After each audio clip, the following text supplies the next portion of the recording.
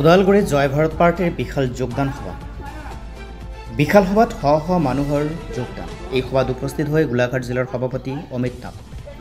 জয় ভাৰত পাৰ্টিৰ গোলাঘাট জিলাৰ সভাপতি অমিত নাগৰ বিশেষ বক্তব্য। ৩৩ নং নুনাই চেৰফাং সমষ্টিত জয় ভাৰত পাৰ্টিৰ বিশেষ প্ৰভাৱ পৰিব। জয় ভাৰত পাৰ্টিত দলে বলে যোগদান কৰিবলৈ ওলাইছে জনগোষ্ঠী অলপ। বিটিআৰত এইবাৰ প্ৰাৰ্থিত্ব দিব জয় ভাৰত পাৰ্টি। জনগণৰ সৰ্বাংগীন উন্নয়ন আৰু বিকাশৰ ক্ষেত্ৰত কাম কৰিবলৈ ওলাই আহিছে জয় ভাৰত পাৰ্টি। ওদালগুৰিৰ নুনাইপাৰা চাহ বাগিচাত ৩৩ নং নুনাই চেৰফাং MCLA সমিতিৰ উদ্যোগত আৰু ৰাইজৰ সহযোগত বিশাল যোগদান সভা।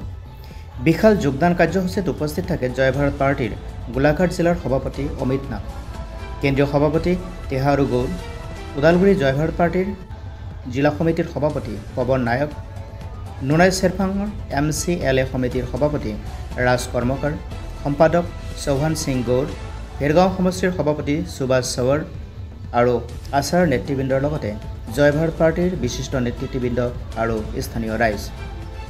News desk report JNKD news.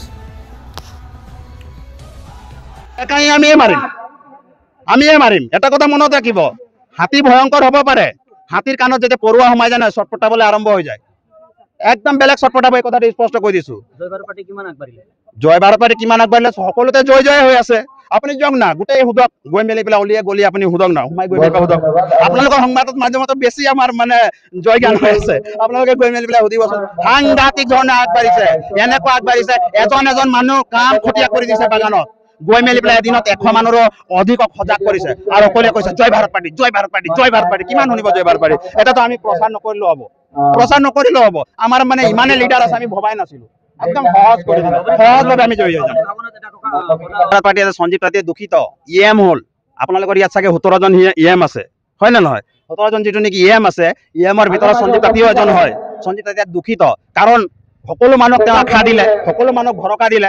Sanjeev তাঁতীয়ে ঠিকে দিছিলে, ভৰসাটো আশাটো ঠিকে দিছিলে, কিন্তু তেখেতে তেওঁ অনুতপ্ত।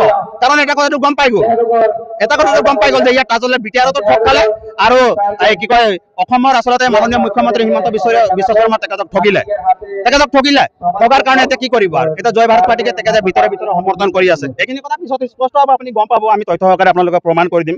আৰু সঞ্জীৱ তাঁতীয়ে আমাক সহায় সহযোগ কৰি আছে, এই কথাটো স্পষ্ট হৈ গৈছে। ধন্যবাদ।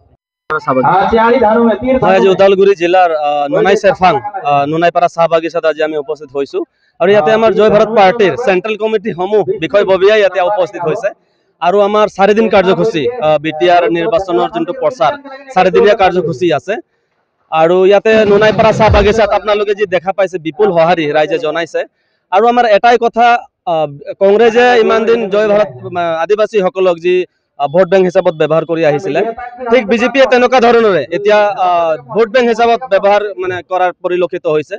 গতিকে বিজেপি চৰকাৰ যি ঠগ প্ৰবঞ্চনা আৰু যি ধৰণৰ কথা দি পেলাই কথা নাৰাখা এই দলটো, আজি চাওক, আজি যি এটা নিষ্ক্ৰিয় ৰাজনীতি কৰিব ওলাইছে। ইলেকশ্যনৰ আগে এতিয়া এটিকুলি 2টা পাত 5,000 টকা দিয়াৰ এটা তেওঁলোকে প্ৰবঞ্চনা যি কৰি আছে, বা আদিবাসীসকলক যি ফুচলাই নি পেলাই ভোট নিয়াৰ যি প্ৰচেষ্টা চলি আছে, এইটো এটা ঘৃণনীয় বিষয়। একচুৱেলি আজি আমাৰ আদিবাসীসকলক মই আপোনালোকৰ জৰিয়তে কৈ দিব বিচাৰো যে বিজেপিয়ে যি আমাৰ আদিবাসীসকলৰ যি মেইন সমস্যা, জনজাতিকৰণেই হওক বা চাহ শ্ৰমিকৰ মজুৰিয়েই হওক বা মাটিৰ পাট্টা হওক, মেইন সমস্যাত কিন্তু তেওঁলোকে কোনো ধৰণৰ কাম কৰা নাই। আৰু আজি ভোটৰ সময়ত তেওঁলোকে আজি পইচা দি পেলাই কিবা অৰুণোদয় কিবা এনেকুৱা দি পেলাই তেওঁলোকে ক'ব খুজি আছে যে বহুত কাম কৰি আছো। কিন্তু কথা হৈছে এতিয়া আদিবাসী ৰাইজে এতিয়া জাগি উঠিছে, পলিটিকেল কি বস্তু, ৰাজনৈতিক কি বস্তু সজাগ হৈছে আৰু এতিয়া ওলাই আহিছে। আৰু এতিয়া যিহেতু নতুনকে জয় ভাৰত পাৰ্টি ওলাই আহিছে সকলোৱে, আৰু আপোনালোকে চাব অসমত বিভিন্ন জাতি জনগোষ্ঠীৰ নেতৃত্বত ৰাজনৈতিক দল আছে। চিধা কথা, এতিয়া আদিবাসীৰ নেতৃত্বত এই জয় ভাৰত পাৰ্টিটো ওলাইছে আৰু এই জয় ভাৰত পাৰ্টিৰ অসমৰ বিভিন্ন আদিবাসী বুদ্ধিজীৱী বয়োজ্যেষ্ঠ সকলোৱে আমাৰ যোগাযোগ হৈ আছে আৰু সকলোৱে জয় ভাৰত পাৰ্টিৰ যোগদান কৰি পেলাই আমি কাম আগবঢ়াই লৈছো। যোগেদি আমি এটা কথা স্পষ্ট কৰিব বিচাৰিছো, আজি আমি অত দিনৰ পৰা ভোট দি আহি আছো, কংগ্ৰেছেই হওক, বিজেপিয়ে হওক, BPF হওক, UPPL হওক, কিন্তু কোনো চৰকাৰে এই আদিবাসী পিছপৰা জনগোষ্ঠীটোৰ কাৰণে কিন্তু আজিলৈকে মাত মতা আমি নেদেখিলো। আমাৰ যিখিনি লিডাৰ আমি প্ৰতিদ্বন্দ্বী কৰাই আমি জিকাই পঠাইছো, অথচ তেওঁলোকেও আমাৰ জাতিটোৰ হকে কিন্তু আমি মাত মতা আমি দেখা নাপালো। গতিকে আমি দুখ পাইছো আৰু সেইকাৰণে প্ৰদীপ নাগ স্বৰ্গীয় প্ৰদীপ নাগৰ নেতৃত্বত আদিবাসী জাতিৰ অন্তৰৰ পৰা জয় ভাৰত পাৰ্টি জন্ম হৈছে। গতিকে এই জয় ভাৰত পাৰ্টি আমি সকলোৱে মিলি আগুৱাই লৈ যাব লাগিব। আমাৰ আশা আৰু বিশ্বাস আছে এই জয় ভাৰত পাৰ্টিহে খিলঞ্জীয়া মানুহৰ কাৰণে মাত মাতি যাব। এইটো কথা কিন্তু স্পষ্ট, কোনো বিজেপিয়ে কোনো কংগ্ৰেছে কিন্তু এই খিলঞ্জীয়া মানুহৰ কাৰণে কিন্তু মাত নামাতে। এই কথাটো কিন্তু মই আপোনালোকৰ যোগেদি স্পষ্ট ক্লিয়াৰ কৰি দিব বিচাৰিছো। ধন্যবাদ।